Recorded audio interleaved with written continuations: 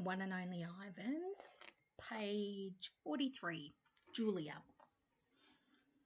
Like the spit pebble children, Julia is a child, but that after all is not her fault. While her father George cleans them all each night, Julia sits by my domain. She could sit anywhere she wants, by the carousel in the empty food court or the bleachers coated in sawdust. But I am not bragging when I say that she always chooses to sit with me. I think it's because we both love to draw. Sarah, Julia's mother, used to help clean them all, but when she got sick and grew pale and stooped, Sarah stopped coming. Every night Julia offers to help George, and every night he says firmly, "Homework, Julia. The floors will just get dirty again." Homework, I have discovered, involves a sharp pencil and thick books and long sighs. I enjoy chewing pencils. I am sure I would excel at homework.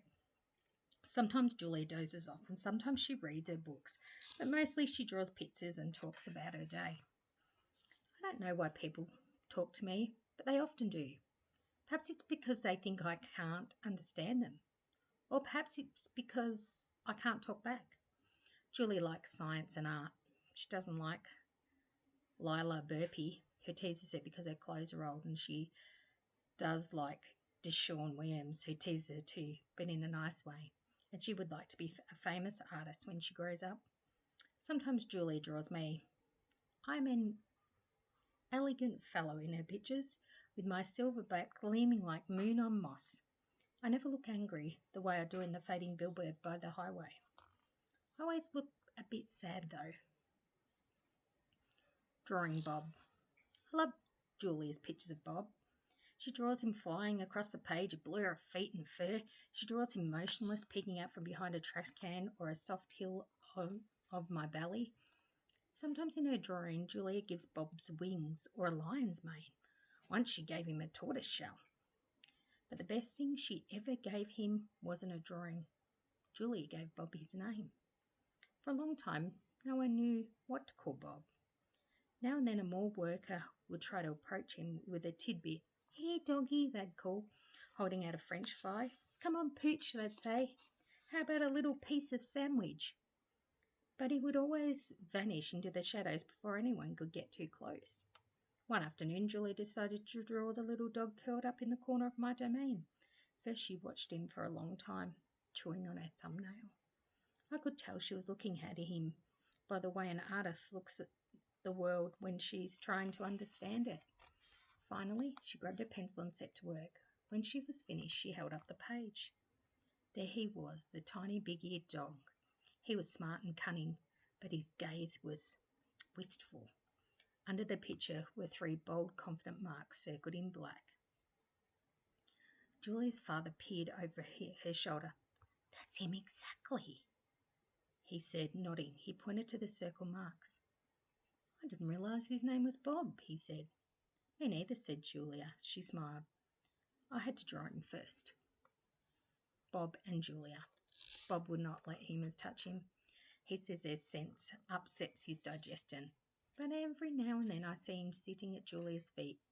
Her fingers move gently just behind his right ear. Mac. Usually Mac leaves after the last show, but tonight he's in his office working late.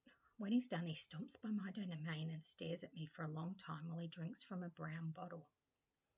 George joins him, broom in hand, and Mac says that things he always says. "How about the game last night?" And "Business has been slow, but it'll get better, you'll see." And "Don't forget to empty the trash." Mark glances over at the picture Julia is drawing. "What are you making?" he asks. "It's for my mum," Julia said. "It's a flying dog." She holds up her drawing, eyeing it critically. She likes aeroplanes and dogs.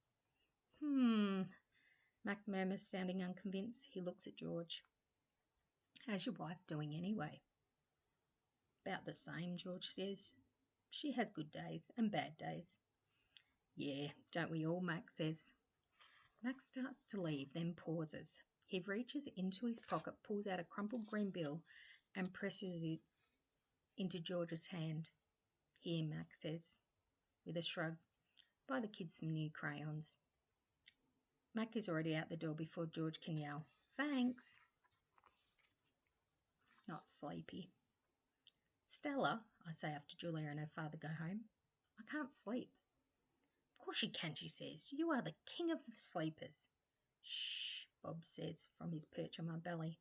I'm dreaming about chili fries. I'm tired, I say, but I'm not sleepy. What are you tired of? Stella asks. I think for a while. It's hard to put into words. Gorillas are not complainers. We're dreamers, poets, philosophers, nap takers. I don't know exactly. I kick at my tire swing. I think I may be a little tired of my domain. That's because it's a cage, Bob tells me. Bobby's not always tactful. I know, Stella says gently. It's a very small domain. And you're a very big gorilla, Bob adds. Stella, I ask. Yes. I noticed that you were limping more than usual today. Is your leg bothering you? Just a little, Stella answers. I sigh. Bob resettles. His ears flick. He drools a bit. But I don't mind. I'm used to it. Try eating something, Stella says. That always makes you happy. I eat an old brown carrot. Doesn't help. But I don't tell Stella. She needs to sleep. You could try remembering a good day, Stella suggests. That's what I do when I can't sleep. Stella remembers every moment since she was born. Every scent, every sunset, every slight, every victory. You know, I can't remember much, I say. There's a difference, Stella says gently, between can't remember and won't. That's true, I admit. Not remembering can be difficult, but I've had a lot of time to work on it. Memories are precious, Stella adds. They help tell us who we are. Try remembering all your keepers. You always like Carl, the one with the harmonica. Carl, yes. I remember how he gave me a coconut when I was still a juvenile. It took me all day to open it. I tried to recall other keepers I've known, the humans who cleaned my domain and prepared my food and sometimes kept me company. There was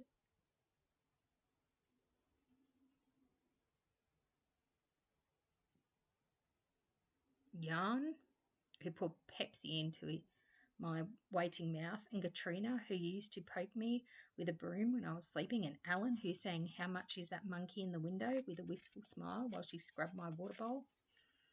And there was Gerald, who once bought me a box of fat, sweet strawberries.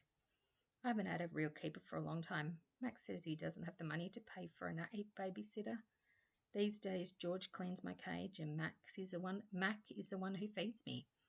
When I think about all the people who've taken care of me, mostly it's Mac, I recall, day in and day out, year after year, year after year. Mac, who has bought me and raised me and says I'm no longer cute. As if a silverback could ever be cute. Moonlight falls on the frozen carousel, on the silent popcorn stand, on the stall of leather belts that smell like long-gone cows. The heavy work of Stella's breathing sounds like the wind in the trees, and I wait for sleep to find me. The Beetle. Matt gives me a new black crayon and a fresh pile of paper. It's time to work again. I smell the crayon, roll it in my hands, press the sharp point against my palm. There's nothing I love more than a new crayon. I search my domain for something to draw. What is black? An old banana peel wouldn't work, but I've eaten them all. Not tag is brown. My little pool is blue. The yogurt raisin I'm saving for this afternoon is white, at least on the outside. Something moves in the corner. I have a visitor. A shiny beetle has stopped by. Bugs often wander through my domain on their way to somewhere else. Hello, beetle, I say. He freezes silent. Bugs never want to chat. The beetle's an attractive bug with a body like a glossy nut. He's black as the starless night. That's it. I'll draw him. It's hard making a picture of something new. I don't get the chance that often. But I try. I look at the beetle who's being kind enough not to move, then back at my paper. I draw his body, his legs, his little antenna, his sour expression. I'm lucky. The beetle stays all day. Usually bugs don't linger when they visit. I'm beginning to wonder if he's feeling all right. Bob, who's been known to munch on bugs from time to time, offers to eat him. I tell Bob that won't be necessary. I'm just finishing my last picture when Mac returns. George and Julia were with him. Mac enters my domain and picks up a drawing. What the heck is this? He asks. Beats me about Ivan Beats me what Ivan thinks he's drawing. This is a picture of nothing, a big black nothing. Julia's standing just outside of my domain. Can I see? She asks. Mac holds my picture up to the window. Julia tilts her head. She squeezes one eye shut. Then she opens her eye and scans my domain. I know, she exclaims, it's a beetle. See that beetle over there by Ivan's pool? Man, I've just sprayed this place for bugs. Mac walks over to the beetle and lifts his foot, preparing to stomp. Before he can lower his foot, the beetle skitters away, disappearing through a crack in the wall. Mac turns back to my paintings. So you figure this is a beetle, huh? If you say so, kid. Oh, that's a beetle for sure, Julie says, smiling at me. I know a beetle when I see one.